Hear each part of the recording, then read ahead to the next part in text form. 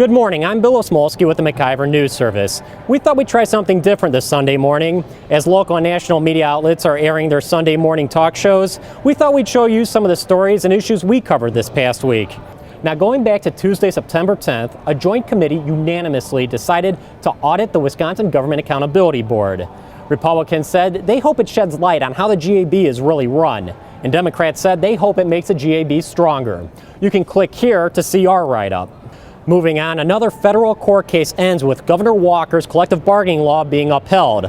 Local unions claimed Act 10 denied them their freedom of association. But on Wednesday, a federal judge said freedom of association does not mean freedom to collectively bargain.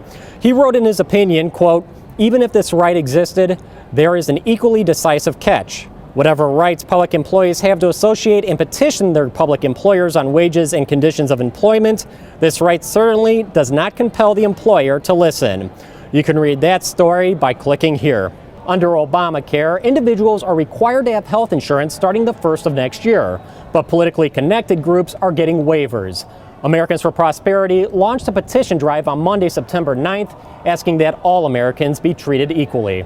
As Obamacare moves closer to implementation, there's a mad scramble to get out of its way. Anyone with any political pull is trying to get exempted from the law, or at least certain aspects of it. Congress and their staffs, big business, organized labor, the entire state of Massachusetts. Either they've received some form of relief from the law or are making a high-profile push for it. There's been so many exemptions, period, just with portions of the law being pushed off. So the employer mandate, the cap on total costs, but then all these individuals are getting, like I said, Congress, the unions, individual businesses in different parts of the country that are represented by powerful members of Congress.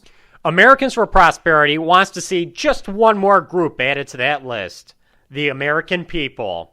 And it's launched a petition drive called Exempt Me Too. Oh, the only people getting exemptions right now are the politically connected to the president, connected to Congress. Congress gave themselves one. The unions are getting one. So we're standing up for everybody else and saying if exemptions are good enough for those people, then everybody should get one. The portion of the law that requires individuals to buy health insurance goes into effect on January 1st next year.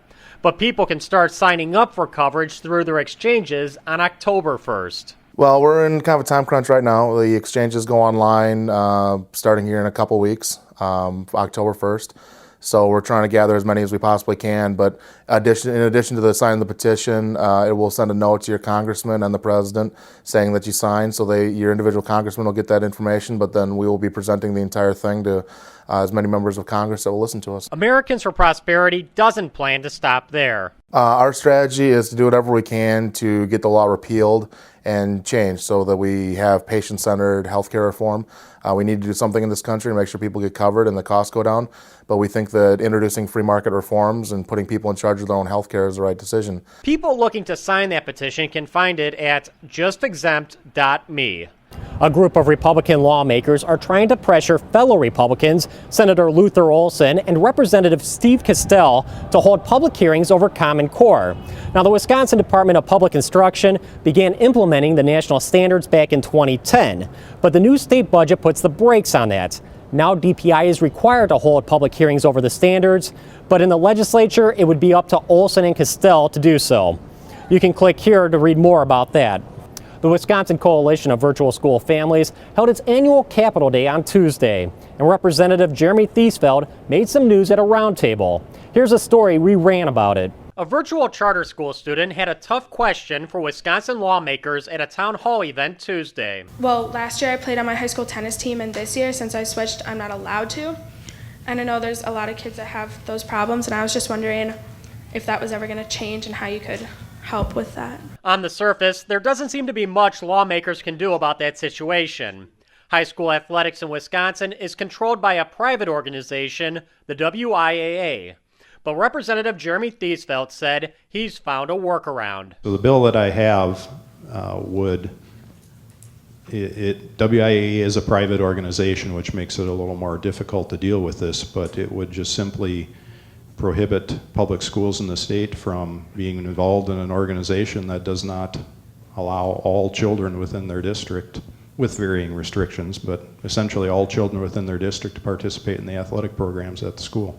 However, the girls' question seems to have pushed up the representative's timeline on the bill. I haven't put it out publicly yet. I've just been working on it, and it kind of came from the concern that you gave there, because I believe that your family pays taxes to the school district just like other families, and so therefore they should have access to the athletic programs there. Senator Luther Olson, who was also at the town hall, seemed skeptical about the bill. You know, we usually don't get involved in those things as far as sports, because what happens is you wind up opening Pandora's boxes, and it's like, okay, do you wind up having kids, you know, because coaches want to win, and so then do they recruit, and how does this whole thing work? I think that, you know, as more and more boys wind up, and boys and girls wind up in virtual charter schools, those kids will be eventually winding up in their sports program. If you look at what's happened with, there used to be two systems, the private and the public, you know, sports. Now they all play in the same conferences and the whole 9 yards. So I think evolution will take its place. After the town hall, Thiesfeld then told the WIAA about his bill. Senator Luther Olson is pushing for a statewide school accountability plan that treats public, charter, and choice schools all differently. But in general, failing schools would have 6 years to turn things around or get shut down.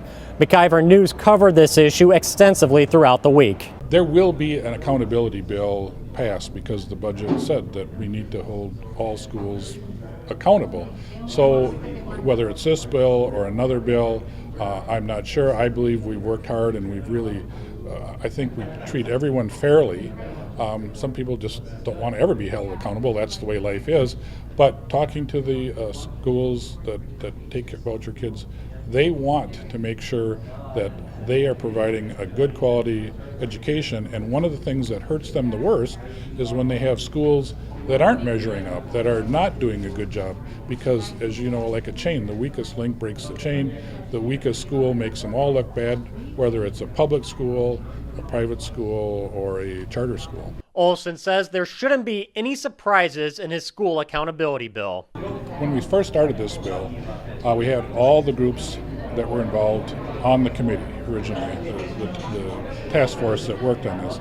Then once we started working on the bill, we brought folks in from the charter, the choice, the public school system, and showed them what we had, listened to concerns they had, went over it, made some changes, things like this. We've been progressing through that whole thing. So now it's been introduced.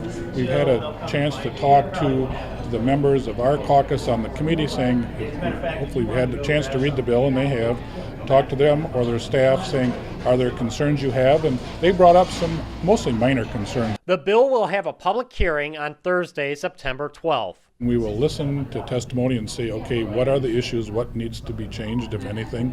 What are suggestions? Then when we're satisfied that we have it changed so that we can get enough votes and still is true to what we were doing, we'll vote. And my goal is to get it to the Senate floor in October or November to get it passed there and then move it on to the Assembly. Olson is optimistic that his bill will move forward without a lot of trouble. Wisconsin Senator Luther Olson's challenge is to form a school accountability plan that applies to public, charter, and choice schools that takes into account the state does not have the same level of authority in all those institutions. In order to at least partially implement public standards in private schools, Olson's plan identifies voucher students as the state's children, for whose parents no longer have sole responsibility. The ones that we're concerned about are the boys and girls who are getting the voucher check. We want to know how they're doing. It's not our responsibility, I don't think, as a state, to say to you as a school, we want to know how the children are doing in your school that the parents are paying for. That's the parents' job. We are responsible for the taxpayers' money for boys and girls that are going to your school, and so we want to measure them to make sure that the state's children are getting a good value for the dollars the taxpayers are paying for, and that's why we're including just these children. Democrat Senator John Lehman wanted to extend that to children whose parents receive a tax deduction for sending them to private school. If the parents are paying for the student to go to a private school but get the tax deduction, we don't, yeah, right. We're not doing anything No, about we're only those talking, kids. we're only talking about students that are fully funded by the state of Wisconsin. Have you considered looking at those kids? We're going to No, have public no, dollars and I with don't those know- kids. I don't know if legally we could, because really, the parents are paying for their children to go to a private school. They're just getting a tax deduction for some of the cost. It's not that it's taxpayer money going to the school through the parent. It's the parent gets to keep the money. They don't have to send the check to the schools. Under Wisconsin Senator Luther Olson's plan for school accountability, failing schools would have 6 years to turn things around or face a prospect of getting shut down. Democrat Senator John Lehman says 6 years is too long to waste taxpayer money on failing schools, at least when it comes to a certain type of failing school. The way I read the bill is once we get going on the data collection, which may be a little while, you could have a crummy school for 3 years, and then it has to come up with some kind of plan to get better. And then it could be crummy for 3 more years, and then we say essentially you're going to shut down. So the taxpayers end up paying.